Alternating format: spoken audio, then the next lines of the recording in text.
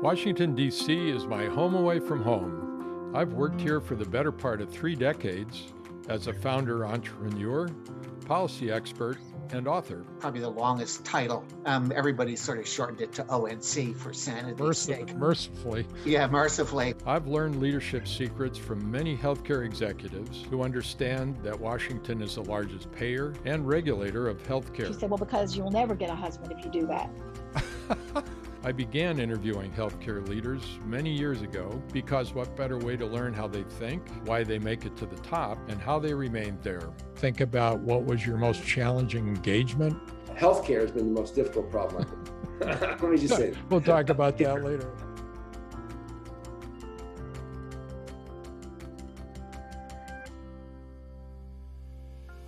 Kevin Scherer went from being an engineer on fast-attack nuclear submarines to chairman and CEO of Amgen. During his 20 years at Amgen, it grew from 1 to 15 billion in revenues. Kevin is a student of leadership, and he defines it as realizing the right outcomes in the right way through the right people. He agreed that there are natural leaders, but far more importantly is the opportunity to grow as a leader, no matter the starting point.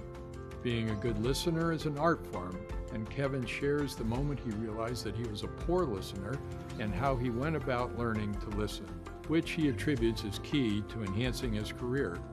Kevin's discussion of how to build high-performing teams was particularly enlightening. He discussed in depth 3 necessary conditions: developing a shared set of values, developing trust, and learning to take an enterprise view. Kevin describes culture as the expected behaviors of the leaders of the company, and in his experience, changing culture inevitably means new leadership at the top. The CEO test, which Kevin co-authored and was recently published, is a readable, practical collection of stories that provide a roadmap for the pursuit of leadership. Of particular relevance to healthcare executives was the discussion of handling transformation and handling a crisis. Well, good morning, Kevin, and welcome. Thank you, Gary. It's good to be with you. What a leadership career. U.S. Naval Academy, U.S. Navy, nuclear subs, time spent at GE, at AT&T, CEO of Amgen, faculty at Harvard Business School, author, coach, and mentor young up-and-coming CEOs. What's on the bucket list, Kevin? Well, you know, I got to share my hero, Clint Eastwood, right? He has 2 sayings we all should keep in mind. One for a long time, you know, you got to know your own limitations. So I know I can't do everything. The other one, though, is more timely. It's called "Don't Let the Old Man In." And so what that means is, as it relates to bucket list, is stay engaged, stay contributing, stay learning, and try to stay active and fit and growing and enjoying life. There's lots and lots of ways you can do that. And I on the personal side, I'm sure doing it. Love to ski, sail, golf, etc. And on the professional side, working with the CEOs I work with, I can feel the contemporary challenges they have. So if I can just keep doing this for a while, I'm going to be a happy camper. Well, I'm sure you will. And I know you're working out because you said you just worked out right before we're meeting here. So really good stuff, Kevin. Thanks. We'd like to get to know our guests to kind of understand the foundation that they build their leadership career on. So what was life like growing up for you, Kevin? I was always the new kid. My dad was a Navy pilot, an officer. And what that means is you moved every 2 years. And so I was constantly the new kid in school. And it had some challenges. My sisters didn't like it. But for me, what it did is made me comfortable coming into new situations. And if you've talked to other people whose parents were military aviators, they're kind of a heroic figure. And my dad cared a lot about leadership, talked about it a lot. My mom was encouraging to me academically and in the arts. So I had, for me, a kind of ideal background in growing up. And we lived on both coasts. You always, in the Navy, live near the ocean. So it's probably a pretty good place. definitely. Well, interestingly enough, my father was a minister, and we moved every 2 years as well. So I was then you always the you new know kid. exactly what I'm talking Yep, about. exactly. So you mentioned that your father was talking about leadership kind of throughout your early years. At what point did it dawn on you that you really had the capacity to be a leader and wanted to be a leader? It was pretty early. Probably the first, meaningful leadership job I got was in the Boy Scouts. I was in seventh grade, and the guy who ran the troop is probably 100 and some people. He just said, "Okay, you're going to be the senior patrol leader." And, all of a sudden I'm in charge of, in seventh grade, 100 other guys. And in those days, it was all guys. And that was a serious thing. And I enjoyed it. And I sort of always kind of had the calling. Do you think that your leadership style took something from your father? Do you think you kind of drew from your father in your leadership style? I'm sure I did. He was a guy who was a role model leader. He cared about his people. He was deeply professional. He was trying to grow. He tried to help people. He had ambition. He was articulate. He's human. He wasn't perfect, but yeah, sure. Dad was important, and so was my mother. But they both, as a team, were a great draw as parents. Well, so with your father being in Navy, I suppose you thought about the U.S. Naval Academy pretty early in your educational career. Is that true? Gary, I did it. My dad did not go to Annapolis. He didn't encourage me directly to go there. It just seemed like the thing to do. And what I wanted to do was fly airplanes. And it seemed like going to Annapolis would get me in the cockpit, good education. I didn't really think about it that much. Majored in aeronautical engineering, which kind of tracks your thought that you wanted to be a pilot, but you actually ended up in nuclear subs. So what was the transition there? It was forced. I was going to graduate school, and I passed the flight physical for your eyes in school, and then you had to take it again before you started. And the guy said, "Hey, son, you can forget about being a naval aviator." My eyes went below spec, and I had never in my life considered anything else. So here I am at 23 years old. Okay, now what? And I'd been running every day with a guy who was going into submarines, and I kind of looked around and said, "Surface ships, submarines, what the hell? I'll go in submarines." So it was a complete fluke. And it was probably the second most important fluke that happened to me. Amgen was the most important. But so going into the submarine force was enormously important in my development. I can't say enough about it from a foundational point of view. I mean, most of us kind of have no idea what it's like to be on a submarine, but all of us kind of wonder about it. So what was the thing that you like best and not so good about being on a submarine? What I like best is the submarine. There are two kinds of submarines. One kind of submarine is the ballistic missile kind. I was not on that kind. I was on the attack submarine kind, which where you go, you're aggressive, you go off Russia, you sneak around looking at the Russians in those days, now Chinese too.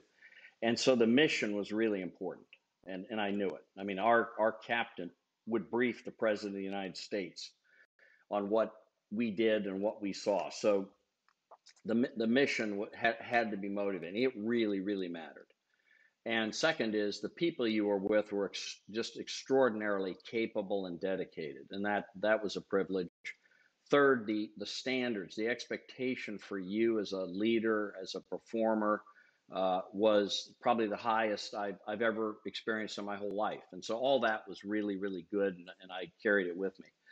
The not so good was you're just gone all the time. Like the first year of operations on my first submarine, we were gone from home port 260 days. You just can't raise a family. You can't. So I just said, I can't do this. And I got the best out of it. I was on two ships, but just a career wasn't going to be in the cards for me. It was a great foundation. How many days at a time are you underwater typically? Well, the longest we did was 110 straight days. Wow. I mean, do some people have trouble tolerating that, or does everybody just do it? It's a volunteer service, and people sort of self-screen. And by the time you're you're on a mission ready ship. You've wrung all that out, and you'd be surprised, what human beings can adapt to. And we'd have routines. I'd read lots of books. I'd work out. I'd play a lot of bridge. It was like being in a really friendly jail. So what was your assignment, Kevin? What did you actually do as in your operating role? You sort of have two things that you do. One is you drive the ship. You're the officer of the deck, so you're in charge of the ship for a 6-hour stretch, and that means you're the captain's representative. You carry out the plan. I was the battle stations officer of the deck too, and then in my regular job, I was the engineer officer, which means I had responsibility for 100 people and the entire reactor plant, the propulsion plant, all the electronics, all the diesel, everything that was engineering. And it was for a 28-year-old guy, sort of a frighteningly responsible job. Like, I can't believe we actually give 28-year-old people that kind of responsibility, but that we still do. So that's kind of, so you had two jobs. You had your operating job and you had your administrative maintenance, equipment, whatever you want to call it, leadership job. So when you left the Navy, I know you wanted to go into general management, and yet your degree was a pretty technical degree, aeronautical engineering. What was the decision point, Kevin, to take you down the general management road? I always wanted to have a broad gauge job. Being a specialist never interested me. And I knew that my interest was in leadership and broadly. And I was ambitious, that's for sure. And I knew that if you wanted to be a contender for big jobs, you had to, as early as you could, get some operating responsibility, multifunction, P&L. And so that attracted me. I didn't particularly have an industry orientation. I had kind of a general management orientation. I was pretty naive. I didn't know anybody in business. So AT&T had a job where I was actually in charge of people. AT&T seemed like a pretty good outfit. They'd promote you fast if you did okay. Sort of felt like the government. I could live in DC, which I like. Go for it. And then after that, GE, so you have a couple of name brands there that you spent time with. What was the backstory on Amgen, given that you really didn't have pharma background, obviously a terrific amount of leadership background, but what was the connection to Amgen, Kevin? It was a completely idiosyncratic thing, Gary. At the time, 1992, Amgen was now a profitable company, had about $1 billion in sales, had two products on the market that went on to be just enormous products. I used to say, if we were a movie studio, the first two movies were probably the Star Wars series and the Titanic, and that's a great way to start a company. It's a flywheel of cash to invest. And they were really, the people who ran Amgen had a very strong view that the pharma ethos was much more sales and marketing. And Amgen wanted to be, and still does want to be, a science-based company. So the idea that they'd hire a president from pharma and infect Amgen with pharma badness, this is 30 years ago, was just seen as impossible. And so they hired a guy, me, who clearly could move around between technical industries. I did GE, I'd been general manager of a bunch of stuff, and said, hey, this guy can learn pharma or learn our business, biotech. He can learn the science. And frankly, if you hire a president and the guy doesn't work out, you just fire him and get another one. So it's not like the bet you make hiring a CEO. So I was just enormously fortunate. I'm grateful to Gordon Binder to my last breath. He was my CEO, and as we said in the pre-show, a former Navy guy, and we just instinctively knew what the captain did and what the executive officer did. He was a great captain, and I hope to him I was a good executive officer. And so that was the theory. I mean, it was, hey, this guy's good at what we need. He isn't infected with pharma badness, and he'll either learn the science in our industry or he won't. And if he doesn't, we just fire him. And I had enough time to learn, and I'll probably answer the obvious next question, which is, how the heck did you learn that stuff? And here's how it was. And this is where the submarine stuff came into play. To be certified as a chief engineer of a submarine, you had to take a battery of tests. Your knowledge had to be so in depth. I knew the theory of operations, the metallurgy, everything, the physics, everything you could know about a reactor plant. I could take that thing apart in my head. And that level of knowledge, or that approach, I brought to the study of biology, and it clicked in my head. Hey, human biology is the world's most exquisite n-dimensional automatic control system. And I knew about automatic control systems.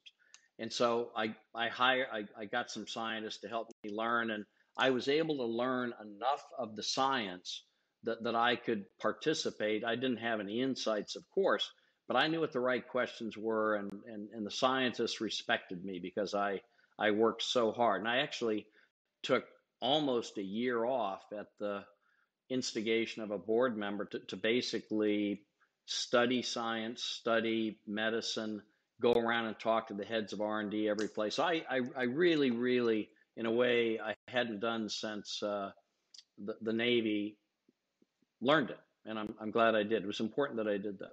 You know, you make a really important point about asking the right questions, particularly in an area where you may not be that familiar. How about that? Did you have to learn to ask the right questions? Well, one of the things that I think is vitally important for senior leaders, and in the book that Adam and I wrote, the CEO Test, it's kind of the chapter one thing, which is simplifying complexity is the leader's superpower. Simplifying complexity and being right is important. Simplifying complexity and being wrong, not so good. So I figured out there were basically 5 questions, and they're disarming questions. It goes like this. Hey, so some scientist or scientific leader's got a proposal to make. Hey, so how's that work? That's a very disarming question in biology. How does that work? Tell me the mechanism of action. What are the interactions between the molecules and the chain and cascade of events molecularly that affect this disease state? That usually stumps a lot of people. Question 2, what's the human data say? I don't care what the dog data says. What's the human data say? 3, what's our intellectual property position and how defensible is it? 4, what's our competitive position? Are we going to get to market number 5 and forget it? And number 5, what are the payers going to say? What's the market? So if you take those 5 questions and you go deep in every one of them, you're going to have the information you need to make, a quality judgment. That's just terrific. I think questions are so important. We'll talk in a little bit about listening, which is kind of the other side of that. But one quick question back to your being hired. So hired as president, COO, they had confidence, obviously, that you could learn biologics. They knew you could lead and manage, but they still put you on the board, which I thought was pretty interesting. They must have had a lot of confidence in you when you came in, Kevin. Yeah, it was crazy. I never would have done it. It was pretty unusual, right? I was in my early 40s, and we had some, distinguished people on the board, and they did. And it's very unusual. You don't put 2 insiders on the board, but Amgen was a small company, and I remember Ted Levitt, who was a famous CEO of Abbott. I mean, he was renowned, and I love Ted's gone now, but I love Ted. And he said he was in the Navy in World War II, and I walked in. He said, "Oh, Navy guy, you'll be all right." and when I went to Ted's ranch, he said, "Look, I want to tell you 3 things. One is he used a expletive, but don't make the FDA unhappy. The Italians always pay slow. And if there's land available near a factory, buy it." And he was right. I violated guide 1 once and learned and lived to pay the price. But anyway, so it was a welcoming board. I love those guys. Well, on to leadership, the CEO test, which you co-wrote with Adam Bryant, is just terrific book. It's readable. It's kind of to the point. There's actually 7 tests. We'll have a chance to discuss several of them here today. But for any of our audience that's interested in leadership, this is a must-read. Kevin, why did you end up writing a book? I'd had an interest in the CEO job for a long time. I don't mean doing it. I mean conceptually, why is this job so hard anyway? I mean, why is it so hard? And I was a member of a little, still am as a retired guy, but of a small group of well-known CEOs, and we get together. There are about 25 of us twice a year. And one time I said, and part of the deal was we'd give speeches of 20 minutes each on interesting topics. And I said, hey guys, let's talk about why this job we're doing so darn hard. So I'm an engineer, right? So I draw this 3-dimensional plot. One dimension is altitude, that is conceptual altitude, strategic down to, hey, what do we make this week? The other axis is task, inside task, outside task. The other axis is what's your style in the moment. So I described basically a 1,000 cube thing with 1,000 little cubes in it. And I said, the reason this job's so darn hard is you got to move from one of these cubes to the other instinctively, fast, and many, many times a day. And so everybody in the audience said, oh, wow, that's the best description of this job I ever saw. And that's why it's so darn hard, because people get hung up in various parts of this cube. So then time goes on. I teach at Harvard Business School. I teach general management. And Larry Culp, the CEO of GE now, and I are pals, and we're teaching together. And the dean of the time, Nithin Noria, great guy, the three of us decided to dream up this course called The Life and Role of the CEO. So we put that course together. And so I think to myself, maybe I got something to say here. Maybe I actually got something to say. So I knew Adam, and I just, cheekily, there's a friend of ours who is common, and we hadn't seen each other long. I said, hey, Adam, why don't we write a book together on the CEO job? And he kind of looked at me like, what? And we worked for a couple of years, and I'm pleased with the result. And it's sort of what I've learned on the trail over a lot of decades, and I hope it helps people. It wasn't a typical CEO book. It is not a typical CEO book, which is usually my excellent adventure at company X and why you should be amazed, or I didn't screw up as bad as they said, or that kind of stuff. This book is how do you do a leadership job, and I hope we wanted to make it practical. It's practical and it's readable, Kevin. It's readable, which makes it practical, but it's definitely a must read. I went cover to cover on that one. It kind of begs a question, and you use the word instinctual. We have natural athletes, natural musicians. Are there natural leaders? Yeah, I think there are, but I think the companion question is probably even more important. Can you grow as a leader? Can you become a leader? And the answer is absolutely yes. Second question, are there certain styles of leadership that you have to adopt? And the answer is no. There are all kinds of styles. What's consistent are the behaviors. And so if you try to be, the classic A personality type, that may or may not even be right. It may not be you. It may not work. You got to be authentically you. But the behaviors are what count. Let me follow that up with characteristics of a leader, in that I sit on a board of directors of a fairly large public company. We're currently searching for a CEO.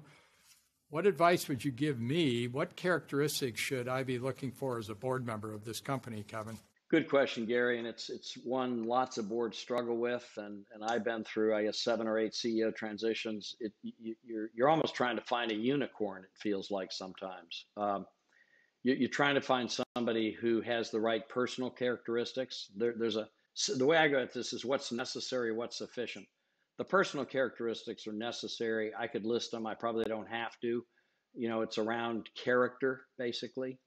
The second Second is, what's the track record? Has this person demonstrated the ability to lead in the past? Third, what do people who've worked with him or her think about them? Four, what's their self-knowledge? Most people don't have much self-knowledge. Five, sort of what's their passion level? Do they really want this job? Do they have the energy, the ambition? Six, can they grow? Because become a CEO is in my book sort of like going from a governor of a medium-sized state to president of the United States. You're jumping the Grand Canyon. And, I'd kind of start there. And then, what do we think about this person? What does our head and our gut line up? You can check all the boxes, but really? And there's some X factor sometimes. And it's a tough job. And I'm a fan of collective decision-making around people. I trust my instincts, but I value enormously the judgment of other people I respect. So four of us think, yeah, this is okay. That makes me feel a lot better than if I'm the sort of person who's solely advocating. The book, The CEO Test, makes an interesting distinction between a leader setting priorities and pursuing outcomes. Can you talk to us about that? What leadership is about is getting the right outcomes in the right way through the right people. And so it's easy to set priorities. We're going to do this, we're going to do that, we're going to do the other thing, but it's outcomes that matter. But I would say that there are kind of three things to management to simplify it. One is to have a shared reality. Where the heck are we really as a company? And that reality needs to be shared among the leadership group, which in my way of thinking is kind of top 100 people. So, some people might think, hey, we're great, we're in good shape, no worries. Other people might think, my gosh, the house is on fire. You can imagine at Facebook right now, the business folk are saying, we're killing it. We're killing it. The people in public policy are saying, we have now made unhappy the president of the United States, and he and his minions are calling us out. The house is on fire. So what's the reality? What is it? Second thing is you got to get alignment. Okay. What does good look like? This is a powerful question. What does good look like when, and how are we going to measure that specifically? Pick the time frame, 3 months from now, 6 months from now, a year from now, 3 years from now. And then execution. That's the third piece. Who is responsible for what? And how are we going to allocate resources? How are we going to make decisions? How are we going to track implementation? How's the comp system going to reinforce that, et cetera? And if you try to diagnose folks who are in trouble, they usually have problems in all three spaces. They don't have a shared reality. They don't agree what good looks like when, and they're confused about who's supposed to do what, when, and how are we going to measure it. That's really well said. Let's move to listening, which is one of the 7 tests. It seems obvious, but a lot of people think they're good listeners, but I think a lot of people actually aren't good listeners. What's your observation? The dark side of confidence is arrogance, and my shadow's arrogance. And I would think, hey, I'm pretty smart, I'm experienced, I'm accomplished, blah, blah, blah. I don't need to listen. I got it. I'm quick. I got it. Well, that wasn't true. And so it dawned on me that listening is really complex. It's not passive. You have to create, as we say in the book, your own listening ecosystem, because the signals are of varying intensity, and intensity does not necessarily correlate with significance. And so you want to be able to listen broadly, not just to your direct reports, not just to things that come at you naturally. And if part of your listening isn't an act of intentionality, like I would go out and ride with sales reps once a quarter, or I'd go visit factories, that was intentional. And all you do is depend on what naturally comes to you. You can be sure you don't have the facts, or you're living in some reality distortion field. So listening is an art form. It has to be intentional. and you have to create an environment where it's okay and expected and safe for people to tell you the truth. It is a real art form.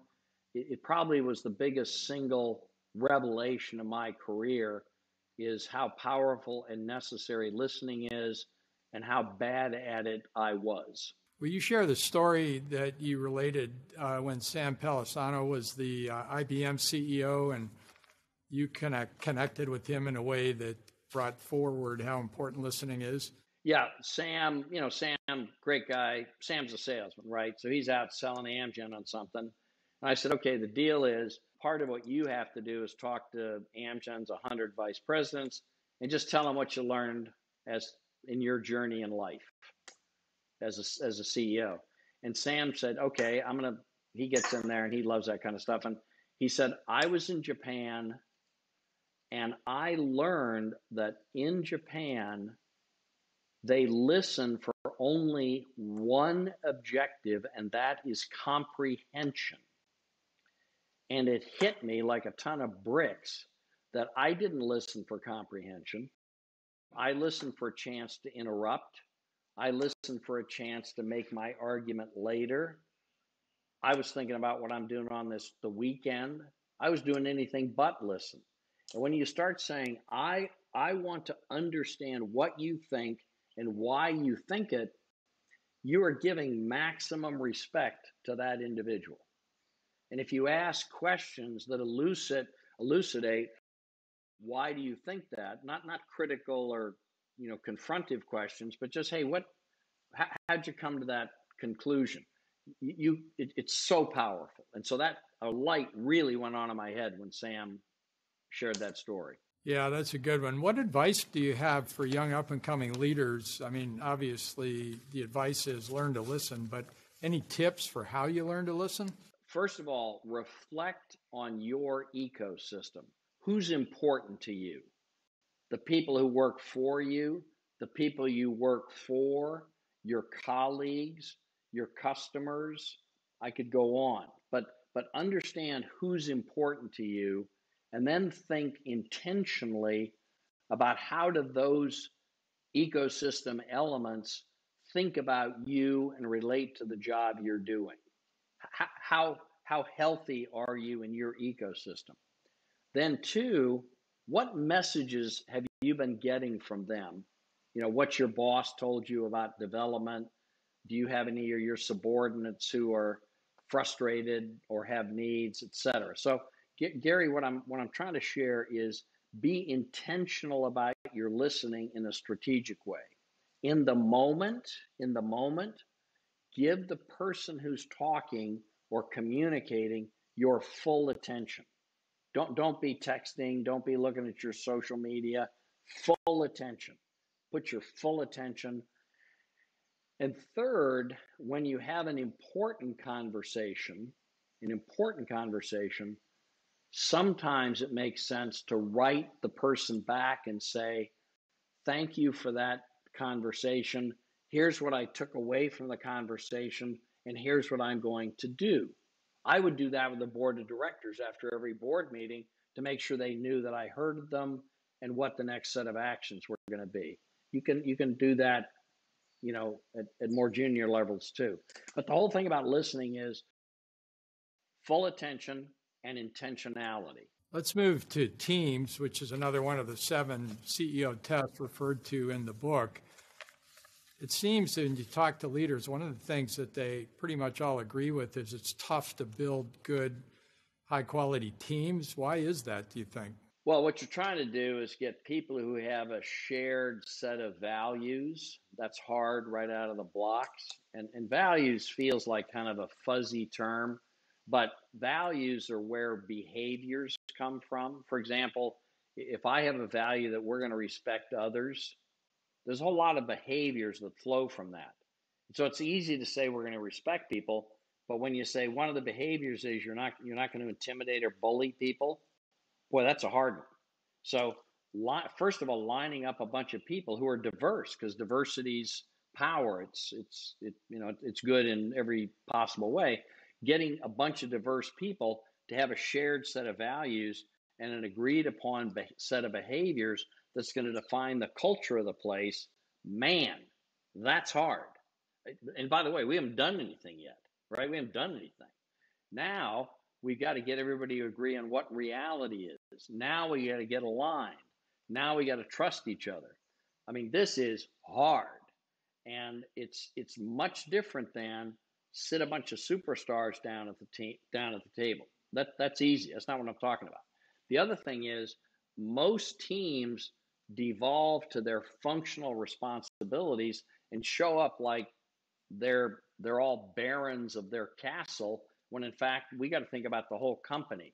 So getting people to take an enterprise view instead of a functional view is hard. Next, it's really hard to get senior executives to realize they have to get better. And most people, by the time they become senior, have said to themselves, yeah, I know this stuff I'm maybe not so good at. That's okay, because I'm so good at this other thing. Well, the deal is you got to be threshold good at everything, and that's not easy. So I could go on and on, but this is a challenge of the highest order for a senior executive, and most people could do a lot better. The reference is made in the book to someone who said that high-performing organizations have 75% of the people in the right job at the right time, right place, and in low-performing organizations, probably 25% of them at the right time, right place. Do you agree with that? I agree with the sentiment. And if you said to me, hey, Kevin, you've been on the trail all these years. Tell me the 3 things you learned. There is no substitute for the best team. So that would be, I guess, my 75%. 2, don't break the law. 3, don't run out of cash. So if you got those 3 things nailed, you got a shot. But getting the right people in the right jobs is number 1. So let's go to transformation, which is another test in the book. And of course, those of us in healthcare think that we've been transforming forever. But when you read the book, you begin to get the impression that every leader really is a transformer. Do you agree with that? I have a view about life. It pertains to countries, to people, to organizations. There is no such thing as staying the same. You're either getting better or you're getting worse. It may not be that you're getting absolutely worse, but you're getting worse compared to the competition, compared to what expectations of your customer are, compared to what the new technology coming at you is going to be. So there is no stay the same. So if you're a leader, you have to be on the side of, we have to get better all the time. Now, the degree to which you want to get better, probably we get in this transformation. Transformation usually is brought about because something is going wrong. In other words, we haven't gotten better over time, and it's finally apparent we have to transform. That means sort of like do the deferred maintenance of what we should have done in the past. And it's really hard because what you're trying to do is optimize the business system you've got and change it at the same time. And the most powerful factor in life, in organizations, is the status quo. So you're fighting the status quo. And the status quo has all kinds of powerful manifestations. So transformation is the supreme test. We haven't really talked about culture here today, the culture of companies, but it seems to fit into this transformation. And seems like a lot of new CEOs go into an organization, feel that they need to evolve the culture. How do you go about doing that, do you think? Here's what culture is. Culture is the expected behaviors of the leaders of the company, and those behaviors are modeled, they're taught, and they're enforced. Most places, culture is described with a bunch of words that are totally inconsistent with how the leaders behave, and so hypocrisy sets in, and they aren't enforced. So you've got to have specificity culture equals what are our expected behaviors, what do we value, the top leadership in the way they behave models them and make decisions on who they promote. And 3, if you're an unrepentant culture felon, you get fired. I don't care what your performance is. Those words are important. Unrepentant, felon, fired. And it's hard to do that stuff. And so I do not believe that a new CEO can go into an old team and say, okay, sports fans, all you people, we're all going to have a new culture and start behaving differently. That's like going into the E Street Band and saying you're now going to be the New York Philharmonic. It's not going to happen. So you don't have to change everybody, but inevitably, culture change involves some new leaders at the top, not just the CEO. And the sooner you get on with that, the better. Let's cover crisis, which is another one of the 7 tests. It'll be the last one that we cover here today. But what's the closest thing to a crisis during your time at Amgen that you had to manage? Oh, it wasn't the closest thing. It was a crisis. Yeah. It was a dual simultaneous problem that they weren't directly related, but they compounded. One was we had this medicine that the world thought was perfect. It was a red blood cell medicine, Epogen. It was used by dialysis patients and it was used by cancer patients. And it'd been on the market a long time. We thought it was just basically had no side effects. Turns out there was some data that said, hey, wait a minute, at certain high doses that were off label, but still at really high doses, there were some cardiac danger signals. And we didn't agree. And we sort of took the FDA on, stupid. And the head of the FDA cancer division, Dr. Pazder, we really angered him. And it turned out they changed the label, they restricted dosage. This is a very profitable product. So now Epogen is kind of in free fall. And we've angered the FDA. Simultaneously, headline in the New York Times, above the fold, when we used to say above the fold and it mattered. Basically, Amgen bribes doctors to kill people. And it had to do with a contract we had that said, if you use 2 of our products together, we gave you a better deal. One of those products was Epogen.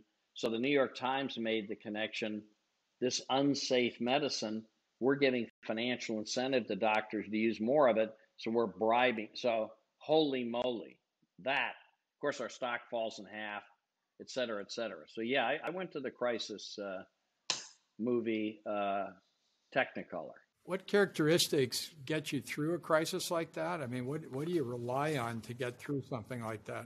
You know, Gary, that's a great question. Isn't it strange how many people don't get through the crisis? We could, I'm sure in our joint experience here, list a whole bunch of them, but they do have some common characteristics and they're understandable. One, the leader takes not a, I got to find this out point of view. It takes sort of a deny and defend point of view. We couldn't have done that. And the leader ends up early on saying things they believe are true or they hope are true, but in fact aren't. And so that gets you right down the slippery slope of losing credibility. And so this deny and reassure ahead of the facts is always act 1 in the CEO is going to blow up drama. Act 2 is you're now not in control of events anymore because finally you've woken up to the fact that your Act 1 statements are wrong, and now you've got to actually do something to fix the problem. And some CEOs fail there because they can't fix the problem, or they don't take the steps to fix the problem. Then Act 3 is to find out what the root causes are. How the heck do we get here anyway? And by then, you've almost always got a new CEO. So it is incredibly difficult to face a crisis. One of the things about the COVID crisis that's made it a more horrific, obviously, as it has been and for large parts of the world continues to be, at least we're all going through it together. So the CEO doesn't have the spotlight of, it's your company's fault, it's you, it's all of us together. So that kind of crisis, interestingly, from a management point of view, is not as severe as you're Boeing and the airplane goes down. Yeah, that's true. One of the things the health system CEOs with whom I've chatted about reported is that they learned to be more humble, and the reason is because they didn't have good data, in some cases no data, but they still had to make decisions. Data would become available, and they'd have to, turn back the decision they made. And they said that was a difficult one. It's your point about credibility, and so how do you walk that fine line? And that was a tough one for them. Yeah, I would say to anybody in a crisis, you have to be sure that any public statements you make about the facts are true. Not because somebody told you or you hoped or last year. And anybody goes through a successful CEO tour, if you don't come out more humble, you didn't learn much. Let's talk about governance for a moment. You've been on a number of boards, still are on boards.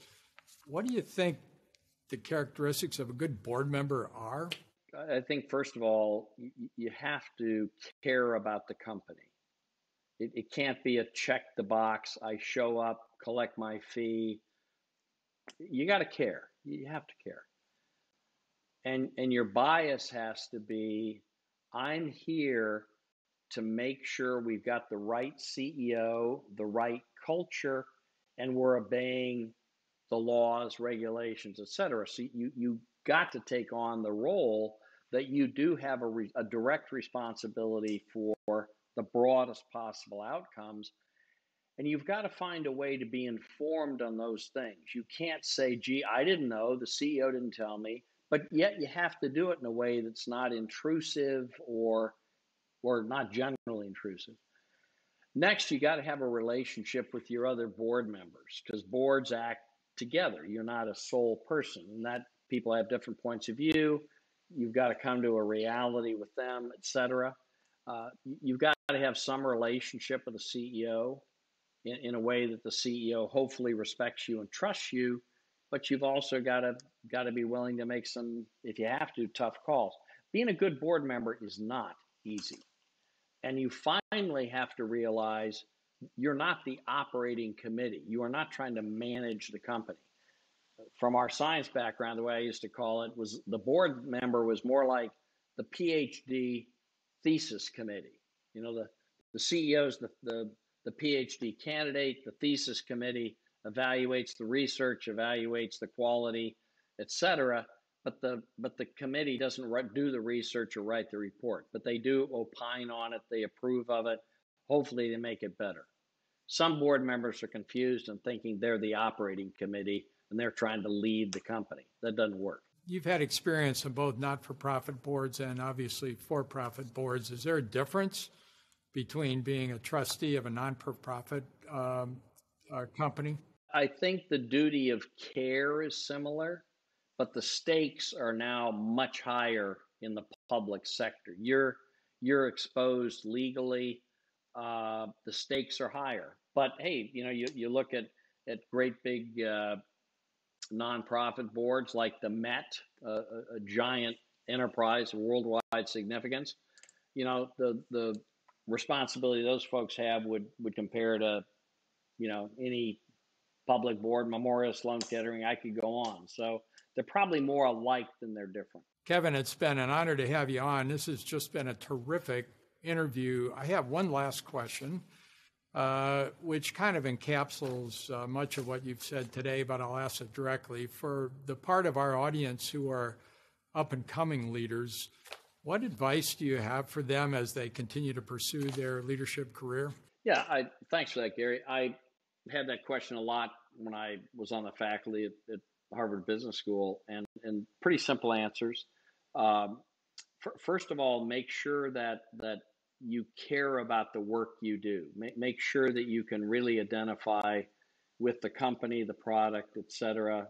Be in a good industry. There are lots of them. So that's number one. Make sure that what you're doing, you care about and feel a real purpose. Two, realize you can get better. This isn't a self-criticism. It's more a statement of optimism. We all can get better. And three, try to get as much self-knowledge as you can. It's hard to get, but if you don't have self-knowledge, you can't know how to get better.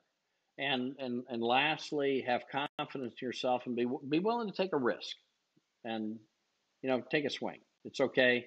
Early in your career, you can make a few mistakes and it's fine, and you can learn. So that's kind of the summary. And the last thing I used to say to young people, the single most important decision you make in your life is who's your life partner.